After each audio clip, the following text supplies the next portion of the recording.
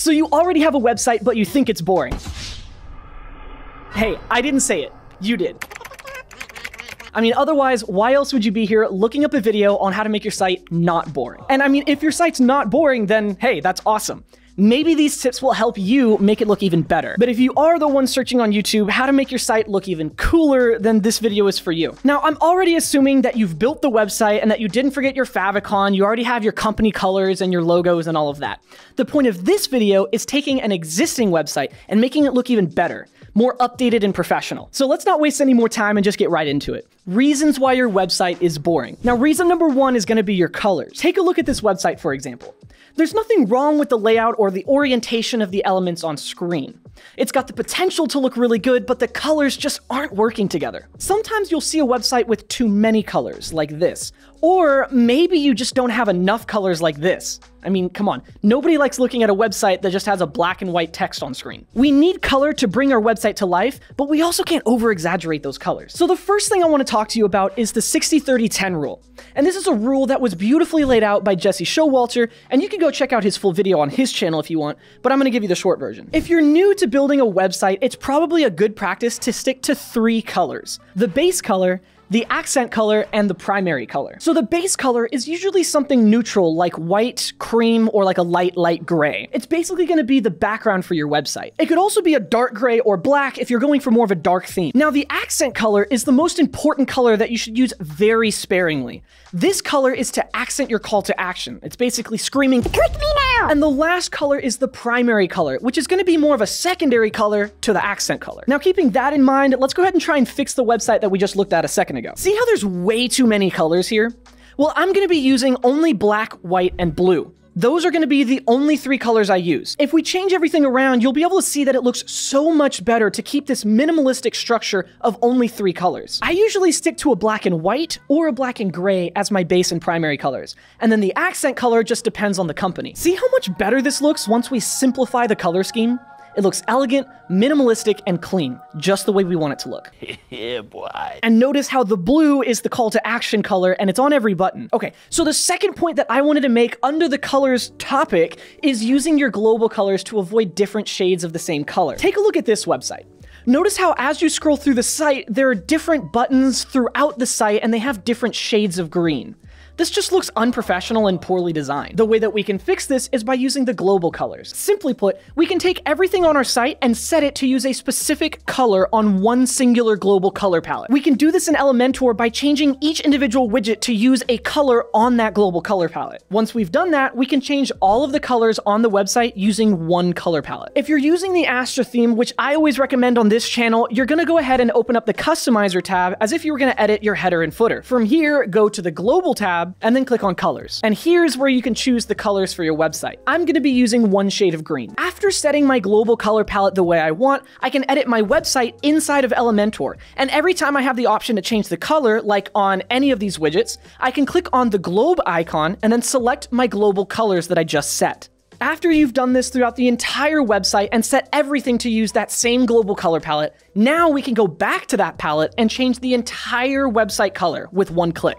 It's pretty cool, right? All right, friends, the second reason that your website looks boring is you're probably not using professionally taken or edited images. Let me show you the difference. Take a look at this website that was made using unprofessional images. You can think of a website as a magazine. The most important parts of a magazine are the images and text because that's pretty much all you're looking at. If the images look poor, then your website's gonna look poor as well. Now, if you have the ability, I always recommend using your own personal images and content for your website to give it a more personal touch for your brand. Do your best to get the highest quality images that you can, even if you're just using cell phones to take the pictures. But what if you don't have your own quality images? Well, in that case, you can always use stock photos from sites like Unsplash or Pixabay. Here, you'll find beautiful and professional images for free that you can use on your website. Now let's take a look at the website when we swap out the unprofessional images for professional images. Doesn't it look so much better? While we're on the subject of choosing professional images for your website, it's also really important to pay attention to the tone of the image color as well. Check this out. This website has a bunch of professional images on it, but the color schemes are completely different, making the website just kind of look off. It doesn't look like it's all in uniform. When you're choosing your images on the stock photo sites, be sure to try and choose images that have a similar type of color scheme to them. When I build websites for clients, I actually photo edit their images so that they all look uniform. I use Photoshop and Lightroom, but you guys can always use whatever software you want. And even just adding a colored overlay on your images to give each photo a similar color tone can really help. Take a look at the website after I've made all of the images look uniform with the same tone. It's a subtle difference, but we're trying to make this website look more professional and not so amateur. The third reason why your website is probably boring is because it's too cluttered. You don't want to fear free and open space on your website.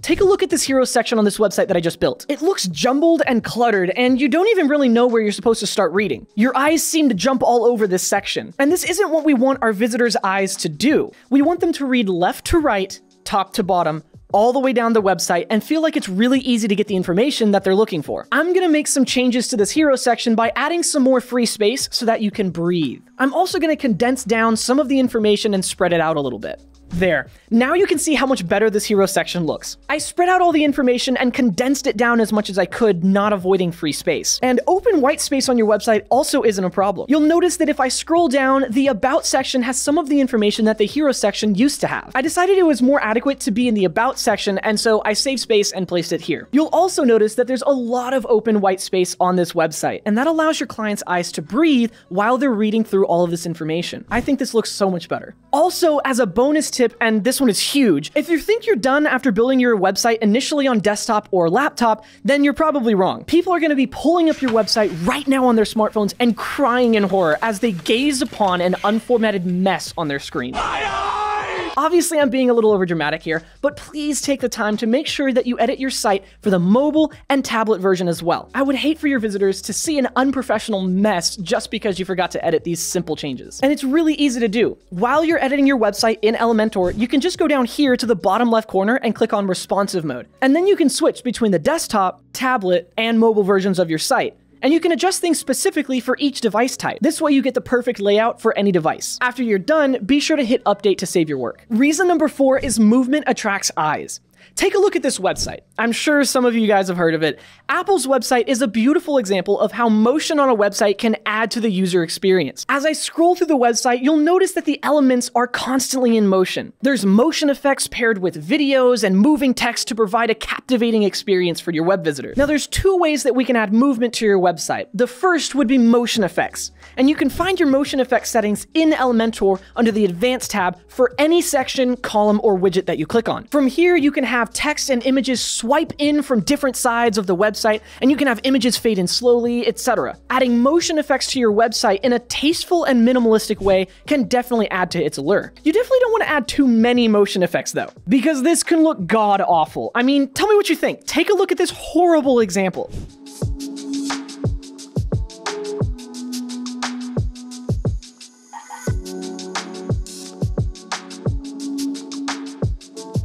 Okay, enough of that. This is how it's supposed to look when you don't go overboard on your motion effects. See guys, less is more. I think this just looks so much better than having too many motion effects. The second way that you can add motion to your website is simply by having videos available to play on your website. Check out this video background option that you get for this website here. This is a great example of motion on a website that isn't too distracting. Having a video subtly in the background with a dark background overlay over it can add that flair to your website in the same way that motion effects can. I want to make something clear. You want to make sure that you have a professional and slick looking video up on your website. Similar to when you're looking for images, having a professional versus amateur video on your website can make a huge difference. Take a look at this terrible video in the background versus this professional one. You can definitely tell the difference, and honestly, it would just bother me to see this video in the background.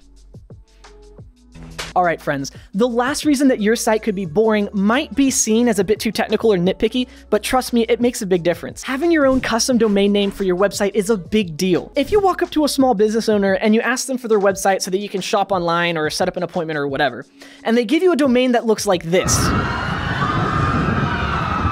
you're probably gonna laugh and wonder why their domain is so complicated. I mean, honestly, could you even imagine trying to type in that address, character by character, into your address bar without being able to copy or paste it? It'd be pretty frustrating. You want it to be something simple like leviswebsite.com, so you can just type it into your search bar. This is one of the many problems with getting a free domain name for your business. First, you don't really get to choose. It'll be something like yourwebsite.something.com.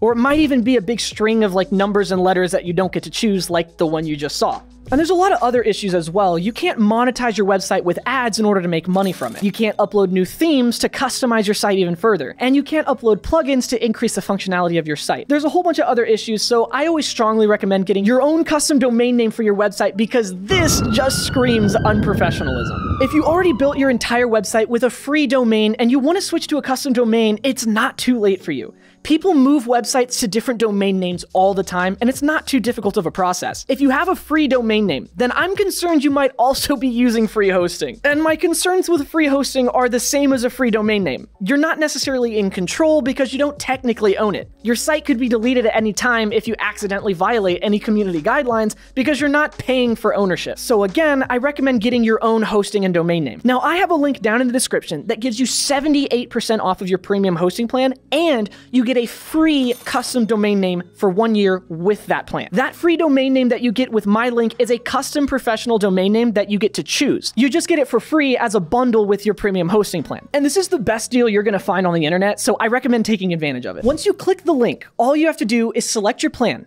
And I always recommend the premium plan because it includes that free domain name for 1 year. Plus you get a bunch of other bonuses as well. Then you select your term. And I usually do 1 year so it matches up with the duration of my free domain term, which is 1 year. Then all you have to do is make sure that the Creator Pro website coupon code is entered down here so that you get those maximum savings that I was talking about. After a few more clicks, you'll be able to select your own custom domain name and even install WordPress all in a few clicks. You can then choose to migrate your site, or you can just start to build one from scratch. It's really that simple. Again, that link is down in the description so that you guys can check it out if you're interested, but please, for the love of God, be sure to get some kind of a custom domain name so that you're not handing out this URL to all your clients. So those are some of the biggest mistakes that I see people making when they build their website and how you can easily avoid them. If you already have a free domain name, but you want that custom domain name for your business, then click on the link in the top left corner. And if you learned something from these tips and you'd like to see me build a site from the ground up, step by step, then click on this video in the top right corner. I'll see you guys there.